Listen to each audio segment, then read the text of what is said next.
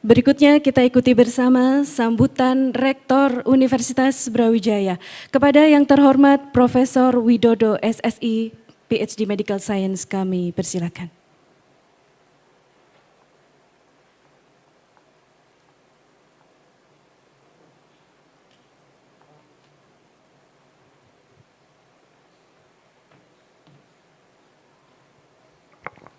Bismillahirrahmanirrahim. Assalamualaikum warahmatullahi wabarakatuh. Selamat pagi, salam sejahtera buat kita semua. Good morning, especially to Dr. Nathan, Dr. Anis, and Pak Rene. Sorry we deliver in Bahasa, and I think Dr. Nathan also has been born in Malaysia, right? He know well about Bahasa, I think. Okay, Bapak Ibu sekalian, sebelum saya cerita sedikit tentang AI, saya sampaikan bahwa ada hal yang sangat esensial sebenarnya di pengembangan AI itu. Saya memiliki teman waktu SMA, nah dia ahli di bidang big data. Dia sekarang pekerjaannya setiap hari ngambil data dari Twitter. Nah, dari data Twitter itu kemudian dielaborate, data itu kemudian menjadi data informasi yang sangat penting bagi negara. Jadi di-hire, dia orang private sector, tapi kemudian di-hire oleh pemerintah untuk mencari apa sebenarnya yang dipikirkan, apa yang terjadi di Indonesia. Kira-kira begitu. Nah, Bapak Ibu sekalian, seperti yang disampaikan oleh Prof. Wayan tadi, ya, yang salah satu mendasari paling penting kita membuat AI Center adalah kebutuhan dari Bapak Ibu dosen. Itu yang pertama. Yang kedua adalah, Bapak Ibu sekalian, untuk publikasi kita lumayan banyak.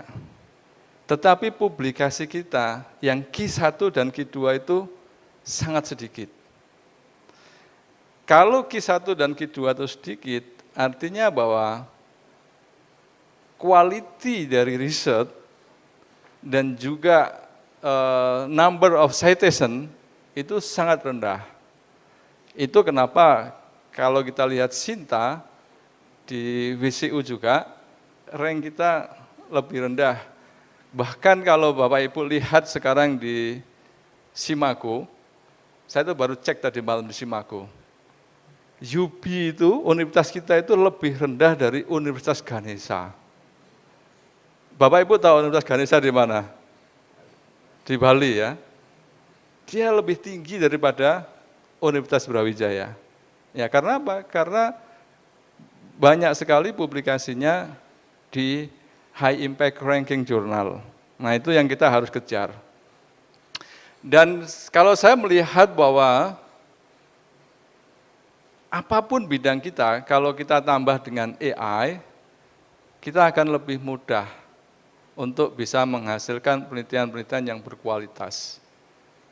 Kalau penelitian kita berkualitas, maka kita akan lebih mudah untuk bisa masuk ke jurnal-jurnal yang berreputasi tinggi. Ya, sehingga harapannya kita tidak hanya number of paper, tetapi juga quality of paper. Itu yang pertama. Yang kedua, saya kira Bapak Ibu yang nggak kalah penting bahwa sekarang itu apapun bidang kita, ya kita tidak lepas dari AI.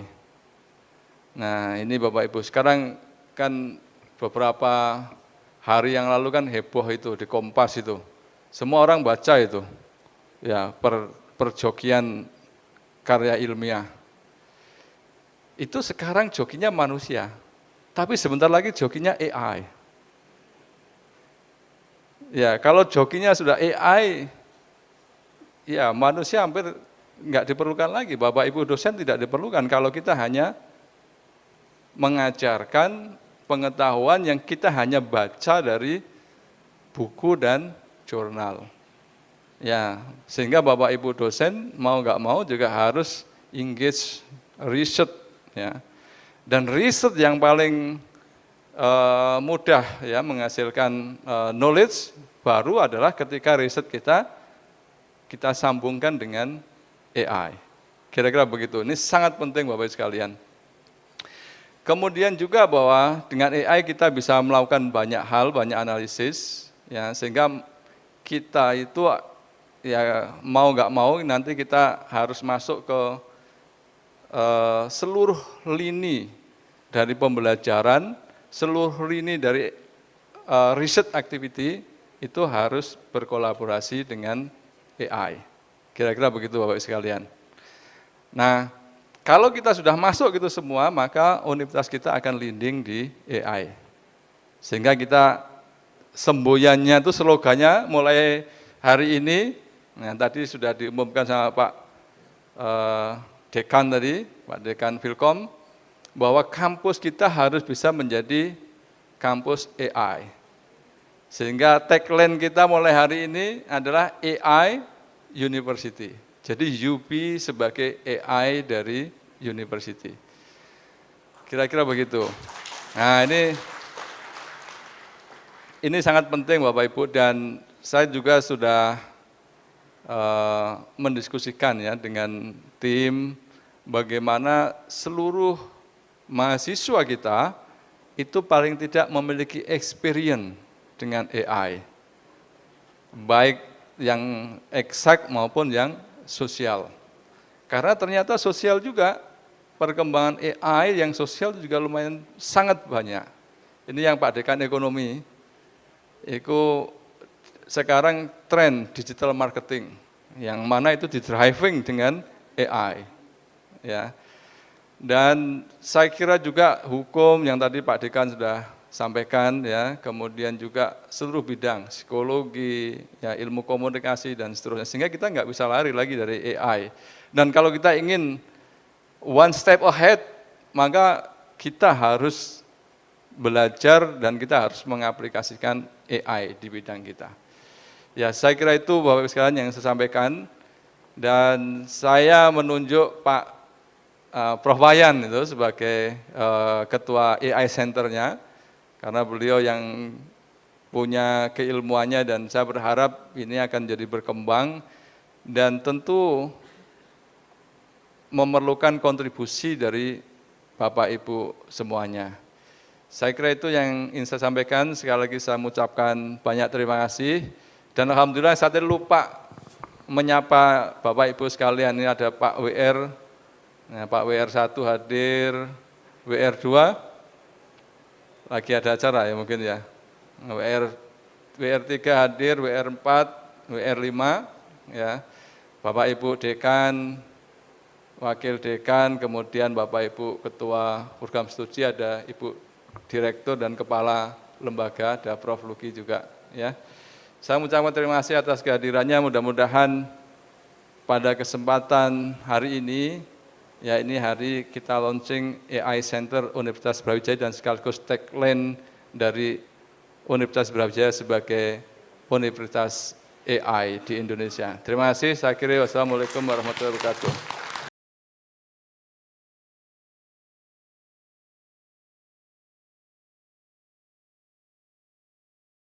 Oke, baik, kita akan menuju ke materi selanjutnya, yaitu Profesor Dr. Eng Agus Naba SSI MT, yang akan menyampaikan materi tentang AI pada bidang sains atau mungkin fisika. Silakan Pak. Oke, terima kasih.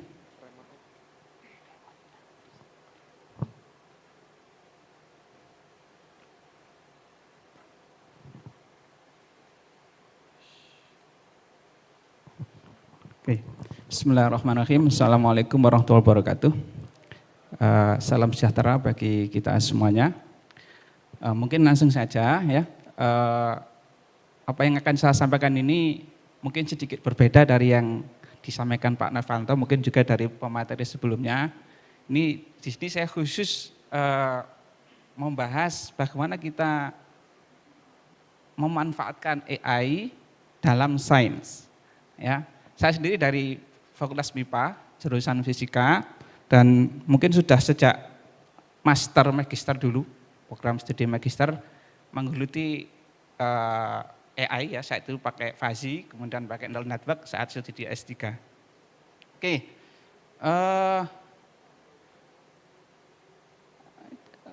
kita tahu AI adalah bisa dibilang barang baru bagi kebanyakan orang, walaupun mungkin di dunia lain sudah terbiasa ya. Yang jelas fakta yang kita alami sekarang ya, dia tumbuh begitu cepat ya, dimensi atau knowledge yang diterapkan itu sangat bervariasi, kemudian dia logik dan konsisten atau koheren, diterima di banyak komunitas ya, berbagai bidang tadi sudah disinggung. Yang jelas ini bagian yang ketiga ini ya, mempunyai dampak yang signifikan pada penemuan ilmiah. Penemuan, bukan understanding. Jadi yang ditekankan ini adalah pada aspek discovery-nya, bukan understanding-nya. Tapi ada sisi yang kita masih belum tahu pasti tentang impact-nya, impact dari perkembangan AI ini. Ketidakpastian dan ambiguity yang tinggi pada dampaknya. Seperti tadi ditanyakan bagaimana dampak ChatGPT. Kemudian yang jelas ini akan banyak hal yang akan terpengaruh dengan adanya perkembangan AI ini. Oke. Di sini saya akan mengkhususkan dampak AI ya, atau bagaimana AI nanti berperan pada dunia sains. Nah, sebelumnya kita lihat dulu bagaimana proses perkembangan sains ya. Sejak berabad-abad lamanya manusia itu menemukan sains dengan menempuh proses seperti ini. Kita amati kejadian di sekitar kita, kemudian kita membuat hipotesis, kemudian kita melakukan eksperimen, kemudian kita lakukan generalisasi, ya, dan kita bentuk suatu formula yang lebih simpel, yang lebih mudah dipahami, akhirnya kita dapatkan sebuah model. Nah, secara umum ada 3 paradigma dalam perkembangan sains, ya, yaitu berbasis eksperimental, theoretical, nah yang terakhir komputasional. Di sebelum AI ada, paradigma 3 ini sudah dilakukan dalam dunia sains, ya. Jadi asal mulanya mulai dari kita coba-coba eksperimen di lab atau di alam, ya. Kemudian kita mendapatkan banyak data dari pengukuran. Nah, tugas utama seorang saintis adalah mencari keteraturan dalam data empiris ini. Polanya seperti apa? Pola yang ada di dalam data itu seperti apa? Setelah kita dapatkan, muncullah sebuah teori. Nah, setelah teori dapat, kita coba uji di dalam komputer, pakai komputer, ya. Kebetulan di jurusan kami ada Profesor Nur Huda, dia ahli bidang komputasi, fisika laser, ya. Dia sangat intensif menggunakan fisika komputasi, ya. Akhirnya dia mendapatkan sebuah model dari konversi tersebut. Artinya ada model yang dibutuhkan secara komputasi. Cuma masalahnya, semakin lama, semakin susah untuk melakukan simulasi. Problem semakin kompleks, ya. Kemudian ada banyak pengetahuan informasi baru yang mana sulit dilakukan secara komputasi yang berbasis pengetahuan analitik, ya. Sehingga disinilah kendalanya. Sampai di sini ada semacam saturasi dalam perkembangan, ya. Ada sedikit kendala, ya. Artinya tidak bisa secepat sebelumnya perkembangnya. Nah, dengan kata lain, semakin lama perkembangan sains ini semakin susah menemukan ide baru. Istilahnya itu sudah banyak ilmu yang kelihatan yang bisa kita amati sudah ditemukan, formulanya, keteraturnya sudah kita temukan. Nah, tentunya hal ini akan berdasarkan riset, ya. Produktivitas itu kalau dilihat dari sisi sains itu semakin menurun, tidak secepat sebelumnya. Kemudian data, walaupun data sudah tersedia dengan begitu luas, ya, cuma masih ada kesulitan kalau kita hanya mengandalkan secara analitik dalam mencari sisi ilmiahnya. Ya. Sehingga dengan kata lain, AI dengan ini diharapkan ada pergeseran paradigma dari pencarian scientific discovery yang mula-mula hypothesis driven berubah menjadi data driven scientific discovery. Disinilah peran AI nantinya. Jadi yang sebelumnya kita kalau ingin membuktikan satu teori atau apa, kita kumpulkan berbagai tool analisis, ya, secara kemudian kita munculkan hipotesisnya, kita buktikan secara eksperimen. Tapi itu belum cukup. Nah, dengan AI maka akan lebih mudah ya kita mendapatkan penemuan-penemuan. Cuma masalahnya dalam AI ini masih ada kendala dalam arti AI itu kan kata kuncinya hanya pemodelan berbasis data. Kualitas pemodelan sangat bergantung pada kualitas data. Jika datanya berkualitas rendah, tentu modelnya juga diragukan. Mungkin berbeda dengan kalau di bidang Filkom mungkin hanya mungkin lebih banyak kalau menurut pendapat saya lebih banyak pada black box modeling, bukan pada white box ya. Ada white box, ada black box, ada gray box. White itu artinya kita mendapat model yang di dalamnya kita pahami apa yang terjadi di dalamnya berdasarkan kaidah-kaidah ilmu sains. Sementara pada black box, kita nggak peduli dalamnya seperti apa, yang penting data output atau prediksi model sama dengan target yang kita berikan. Tidak peduli dalamnya seperti apa. Nah, karena kita nggak peduli isinya, itu yang disebut dengan black box. Sementara dalam dunia sains, lebih mementingkan pada white box, atau paling tidak gray box. Kita kombinasi ada sisi-sisi yang kita mungkin nggak paham, kita pakai bantuan pemodelan mungkin secara dengan memakai AI ini. Nah, mungkin saya skip aja ini ya, ini tadi sudah banyak dibahas. Nah, ada dua tujuan utama dalam sains ini ya. Pertama kita mencari scientific discovery, kemudian ada scientific understanding. Scientific discovery itu contohnya misalkan gini, pakai AI ya, kita bikin pemodelan, kita menemukan hasil baru yang belum pernah terjadi, belum pernah kita dapatkan dengan eksperimen yang sudah ada, karena mungkin keterbatasan alat, tapi dengan ini kita dapatkan. Tapi kaidah yang berlaku di dalam eksperimen tersebut masih mengikuti pemahaman yang sudah ada sebelumnya. Hanya hasilnya saja belum pernah didapatkan di lab. Misalkan contohnya ada teori relativitas, susah kita buktikan di laboratorium.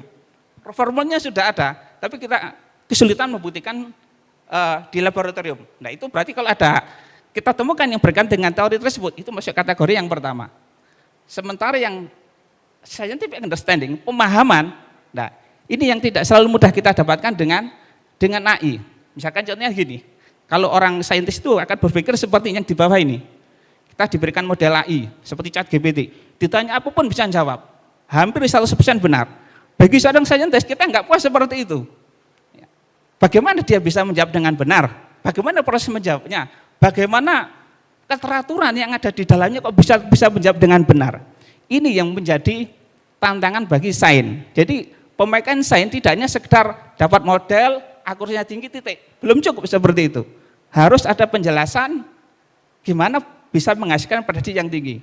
Saya sering membimbing mahasiswa, dibimbing oleh saya sebagai kan saya ada di jurusan saya fisika, ada mata kuliah pemodelan intelijensi buatan, ada juga kecerdasan buatan. Mahasiswa ngambil TA.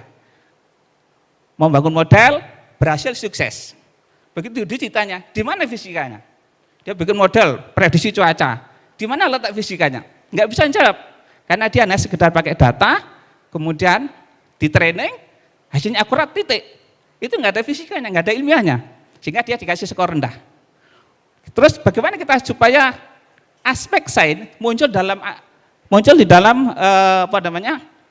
AI ini, ya. Penggunaan AI supaya muncul aspek sainsnya. Saya mengambil dua artikel yang mengusulkan bagaimana AI bisa berkontribusi pada dunia sains. Ya. Ini pendapat dari Stefano ya, bukan saya. Cuma saya rangkum aja beberapa hal. Pertama, ini startup yang sudah dilakukan selama ini di dalam AI melakukan untuk prediksi, ya, mapping input output. Yang kedua, yang poin yang lebih penting, bukan hanya sekedar prediksi, tapi pemahaman mekanisme terjadinya. Ya. Kemudian ada proses transformasi input data. Saya kemudian punya riset ya sama anak S3 sudah lulus mendeteksi jenis gangguan pada jaringan listrik. Pakai sinyal aja, sinyal tegangan PLN itu 2,0 diukur, ada 28 jenis gangguan yang terdapat dalam sinyal tersebut. Gimana deteksinya? Pakai pengolahan AI biasanya nggak akan jalan, nggak akan ketemu. Maka perlu diolah dulu. Kita pahami apa yang terjadi. Sinyal listrik itu gangguan listrik muncul dari misalkan dari gardunya nggak stabil atau beban yang overload dan seterusnya. Bisa ada gangguan. Itu berpengaruh pada pola sinyal. Pola sinyal itu bisa dideteksi dengan misalkan teknik pengolahan sinyal IMD, Empirical Mode Decomposition. Dari situ kelihatan jenis gangguannya. Setelah diolah dengan MD baru dimasukkan ke AI.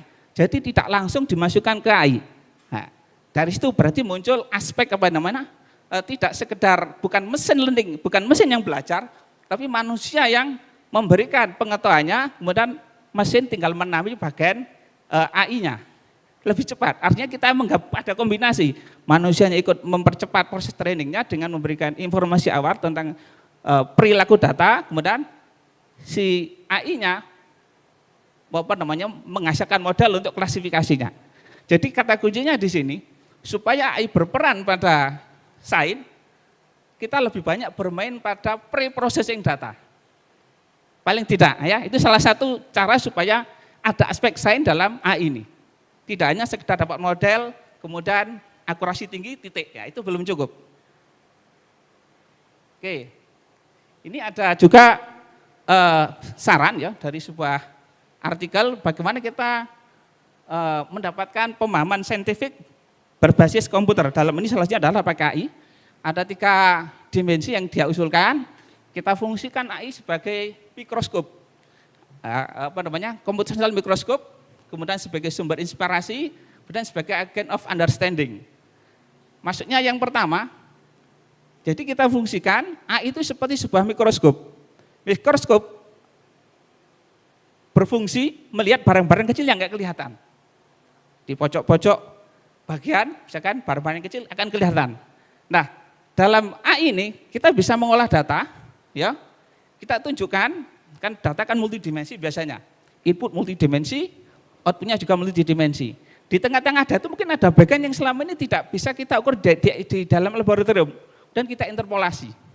Nah, sekali lagi, AI itu kan kata kunci kata kunci yang berdampak besar adalah interpolasi. Interpolasi di antara data bisa memprediksi nilai di antara data yang ada. Itu kata kuncinya dari AI. Dan itu fungsi pada yang pertama ini. Bisa melihat barang-barang yang nilai-nilai atau fenomena yang selama ini nggak kelihatan di laboratorium. Dan kedua, kita gunakan AI sebagai sumber inspirasi. Mungkin ada banyak hal baru yang selama ini nggak kelihatan di lab, atau mungkin ada semacam anomali hasil, nah itu akan menjadi sumber inspirasi bagi kita, mungkin membentuk konsep baru atau teori baru dari sini. Dan yang ketiga ini yang paling susah. Bagaimana kita membuat AI yang bisa dia menangkap keteraturan di data secara otomatis tanpa bantuan manusia, ini yang paling susah. Ada dikasih data, kemudian dia bisa memberitahu kita, oh teorinya seperti ini, polanya seperti ini, dari data yang kita berikan. Nah ini adalah yang paling susah, tapi ini paling enggak 3 ini rangkuman bagaimana kita memfungsikan AI agar bisa berkontribusi pada sains. Oke, mungkin ini slide terakhir ya. Jadi sebagai kesimpulannya, dengan AI akan bisa membantu menanggung beban pengetahuan dalam arti bagaimana kita mengembangkan sains, ya. Kemudian bagaimana kita membuat membantu saintis dalam menginvestigasi berbagai rahasia di alam ini yang belum kita temukan. Kemudian AI berfungsi sebagai pupuk atau fertilizer ya. Kita gabung berbagai bidang ilmu, kita dapatkan konsep baru, kemudian membantu dalam proses pencarian dan juga discovery ya ilmiah.